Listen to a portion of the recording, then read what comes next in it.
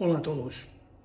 Hoy vengo a hablaros de los vatios versus la corriente. ¿Alguien puede comentar, en términos sencillos, cuál es la diferencia? He visto algunos amplificadores de alta potencia que realmente producen muy poca corriente y algunos amplificadores de muy baja potencia que producen mucha corriente. ¿Qué es más importante? ¿Vatios o corriente? Si la corriente es más significativa, ¿por qué nosotros y la mayoría de fabricantes hablamos normalmente de vatios? Ambos son realmente importantes. Los vatios determinarán qué tan fuertes sonarán nuestros altavoces. La corriente determinará qué tan equilibrado está de arriba abajo el sonido en los altavoces, cuyas cargas de impedancia varían mucho en las diferentes frecuencias, particularmente a volúmenes de escucha más bien bajos o moderados. Vatios igual a corriente por voltaje. Poniendo un símil, corriente igual a amperios igual a A. La corriente similar al flujo del agua, poniendo este símil. Voltaje igual a voltios igual a V. El voltaje es similar a la presión del agua, que no al flujo del agua. Cabe hacer esta pequeña distinción. Así que puedes ver, tanto la corriente como la tensión son importantes para componer una clasificación de potencia vatios. Un buen ejemplo con el que puedes estar más que familiarizado son las válvulas frente a los amplificadores de estado sólido o de transistores. Los tubos son dispositivos accionados por voltaje. Funcionan a baja corriente pero a alta tensión y controlan o amplifican esta fácilmente. Los transistores, en contra, funcionan a baja tensión pero amplifican la corriente de forma muy fácil y eficaz. Así que puedes ver que para obtener un vatio puedes tener 1000 volts por 0,01 amperios o 1 amper por 10 voltios. Como dice Magnepan, lo que es mejor dependerá de tus altavoces. Todo lo anterior es en general, y en general los buffers suenan mucho mejor con mucha corriente. Por lo tanto, generalmente se considera una mejor opción un amplificador a transistores. Los tweeters, en contra, no usan mucha corriente, por lo que tienden a sonar mejor con amplificadores valvulares. Los buffers usan mucha más corriente, por eso suenan mejor y más controladas con etapas transistorizadas. Y sí, estoy totalmente de acuerdo, los medios están justo en medio, por lo tanto tú decides, válvulas o transistores. Es tu elección. Los vendedores y gurús te dirán casi cualquier cosa y a todo que sí, evidentemente. Que solo tienes que tomar todo eso como puro mercantilismo, es mi consejo, y pura palabrería. La decisión es meramente tuya. Realmente no es lo mejor una potencia basada en alta tensión o alta corriente, sino todo aquello que suene mejor a tus oídos. Entonces, ¿baja potencia, alta corriente o baja corriente, alta potencia? Cuando utilizas un altavoz a, digamos, 10 voltios y 2 amperios, que serán unos 20 vatios, uno tiene alta corriente y se duplicará hasta los 2 ohmios. Y el otro, que solo puede producir, digamos, un aumento del 50% de vatios a 4 ohmios. Descubrirás una diferencia debido a que la diferencia cuando reproduzcas en altavoces con una curva de impedancia media, o eso solo sucede cuando comienzas a acercarte a los límites de potencia disponible en ese amplificador a cualquier demanda de frecuencia e impedancia. La corriente es un componente de vatios, potencia. Por lo tanto, todos los vatios no se crean iguales. Un amperio de corriente por 10 voltios será igual a 10 vatios de potencia, pero 10 amperios por 1 voltio también son 10 vatios. Esta es la diferencia. Además, volts igual a amperios por voltios. Vatios igual a amperios por voltios, pero solamente funciona con corriente continua. La fórmula es un poco más que complicada para corriente alterna, como es la señal de la música.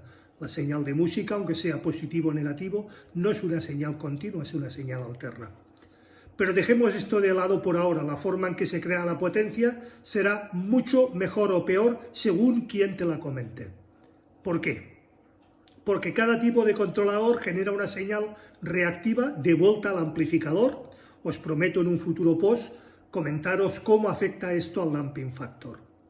Cuando la señal de un amplificador mueve un cono hacia adelante y hacia atrás, por ejemplo, la acción de la bobina del cono en el campo magnético realmente genera una corriente eléctrica inversa de vuelta al amplificador. Esta corriente inversa se añade a la impedancia de carga que el amplificador ve. Lo que es crítico en la sección de amplificadores es cómo se crea esa impedancia, llamémosle fantasma. Si el amplificador ve un tipo de carga reactiva, un ejemplo sería un altavoz electrostático, necesita que sus vatios disponibles consistan de mucha corriente. Si ve una carga de tipo resistivo, como los conos, cúpulas, cintas y magnéticas o del tipo plano, necesita que sus vatios disponibles consistan en muchos voltios para superar el voltaje inverso creado por este tipo de altavoces.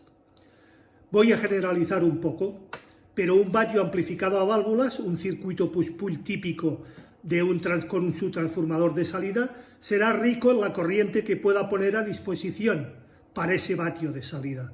Un vatio de amplificador en estado sólido, un circuito push-pull típico con los transistores de salida directamente acoplados al amplificador, será rico en voltaje que puede poner a nuestra disposición, pero ese vatio será solo un vatio de salida. Las válvulas son mejores que el silicio para cargas capacitivas y el silicio mucho mejor que los tubos para cargas resistivas. Muy bien, esta es una definición generalizada. Sin embargo, debido a que la impedancia de todos los altavoces varía ampliamente dependiendo de la frecuencia, la impedancia nominal de los altavoces es solo una cifra nominal. Podría haber momentos en que lo que necesitaras fuera un amplificador enorme para amplificar esos altavoces de forma dinámica, de forma correcta. O si estás amplificando unos electrostáticos, solo los paneles, estamos hablando de solo los paneles, es posible que necesites un enorme amplificador de estado sólido para dar a esos la corriente que necesitan, cuando un amplificador a válvula de mucho menos rendimiento sonaría igual de bien o posiblemente mejor. La gente en el audio esotérico generalmente están a un nivel Stanford Bimet de 3 dígitos, pero muchos, probablemente la mayoría, han tenido poca ocasión de familiarizarse con la naturaleza de buenos diseños del circuito de las etapas amplificadoras. Ahí la disyuntiva.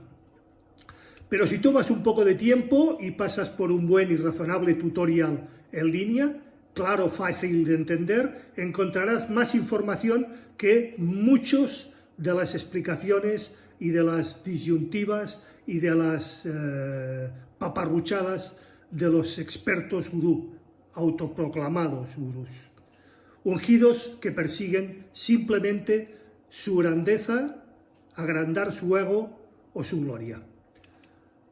La confusión con las clasificaciones del amplificador: los amplificadores no producen vatios, producen corriente, o deberían de generar corriente. Un amplificador es una fuente de voltaje, al igual que la red de 120 o 240 voltios de nuestra casa. Una analogía fácil de usar es una bombilla. ¿Cuál es la diferencia entre una bombilla de 100 vatios y otra de 60 vatios? ¿Y por qué una bombilla de 100 vatios es más brillante que una bombilla de 60 en la misma lámpara conectada a la misma toma de corriente? ¿Veis la similitud? No se le puede decir que una bombilla de 100 vatios en la lámpara a la toma de corriente produzca 100 vatios.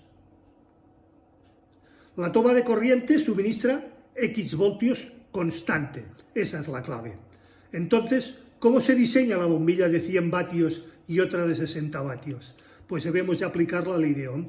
Corriente por resistencia. Vatios igual a voltaje por corriente, simplificando.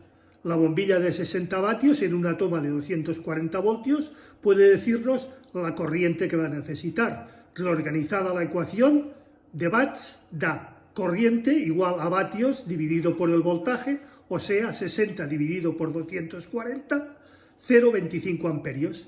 Necesitaremos 0,25 amperios a través de la bombilla para obtener 60 vatios. Controlamos el emparejado por resistencia. Para obtener esos 0,25 amperios, ahora vamos a la ecuación del voltaje y reorganizaremos para resolver la resistencia. Resistencia es igual al voltaje dividido por la intensidad, o resistencia es igual a 240 dividido por 0,25, es decir, 960 ohmios. Por lo tanto, para diseñar una bombilla de 60 vatios se requiere un elemento o un filamento que sea de 960 ohmios para una tensión de 240 voltios. Eso nos da unos 60 vatios en una toma de 240 voltios, como acabo de decir. Pero una bombilla de 100 vatios, intensidad es igual a 100 dividido por 240, nos dará 0,417 amperios. Dicho de otra manera, resistencia es igual a 240 dividido por 0,42, es decir, la bombilla de 100 vatios debe de tener una resistencia de 571 ohmios. Por lo tanto, para diseñar una bombilla de 100 vatios se requiere un elemento con una resistencia de 571 ohmios. Eso nos da que 100 vatios en una toma de corriente para 240 voltios. La diferencia son las resistencias de los elementos de tungsteno que hacen que a mayor corriente fluya desde su receptáculo. Esta corriente adicional es la potencia adicional de voltios por amperios. Vale, genial, menudo rollo, ¿no? ¿Y qué pasa con los amplificadores y la corriente? Pues exactamente lo mismo. La única diferencia es que los altavoces, a diferencia de las bombillas, tienen diferente resistencia a diferentes frecuencias que presenten una carga variable en nuestro amplificador. Y eso es como instalar constantemente bombillas diferentes de potencias diferentes en nuestros enchufes. Se volvería el amplificador loco. Yo por eso, evidentemente, represento una carga variable similar en la toma de la pared, o a la de la toma de la pared. Pero la salida de la pared tiene un almacenamiento de corriente infinito, es decir, puede reducir la resistencia y la salida suministrada a la mayor corriente a un máximo de 20 amperios, que es lo que son nuestros disyuntores, o 10.000 amperios, la corriente máxima en cortocircuito del transformador de los servicios públicos. Pero un amplificador no tiene 10.000 amperios de corriente a nuestra disposición. El amperaje se puede suministrar, estará limitado por el transformador de su fuente de alimentación. Si tienes un amplificador de 100 vatios, tienes un dato sin ningún sentido. Si tienes un amplificador de 100 vatios a 8 ohmios, eso sí que es una característica o una especificación. Para diseñar un amplificador de 100 vatios a 8 ohmios necesitarás al menos, eso dependiendo de la clase con la que esté diseñado el circuito, un transformador de 100 vatios en su fuente de alimentación. Un altavoz es como una bombilla de 8 ohmios. Ahora tenemos un amplificador de 100 vatios. Menudo tostón, ¿no? Pues sí. Pero recuerda que lo importante es disfrutar de la música, no estar constantemente sufriendo por si ese equipo, ese pasaje, esa pieza o ese álbum suena hoy mucho mejor o peor que ayer. Como siempre, quedo abierto a cualquier consulta, duda, aclaración, cuestión o sugerencia por vuestra parte. Será debidamente contestada. Recordad, si os ha gustado, por favor, dadle al like, es muy importante. Compartid el post, así ayudaréis a crecer al canal. Suscribiros si no lo estáis ya y acordaros de darle a la campanilla gris para que YouTube os avise de cualquier novedad dentro del canal. Muchísimas gracias a todos y nos vemos el próximo viernes en un nuevo capítulo de A las 8 estrenamos. Hasta entonces.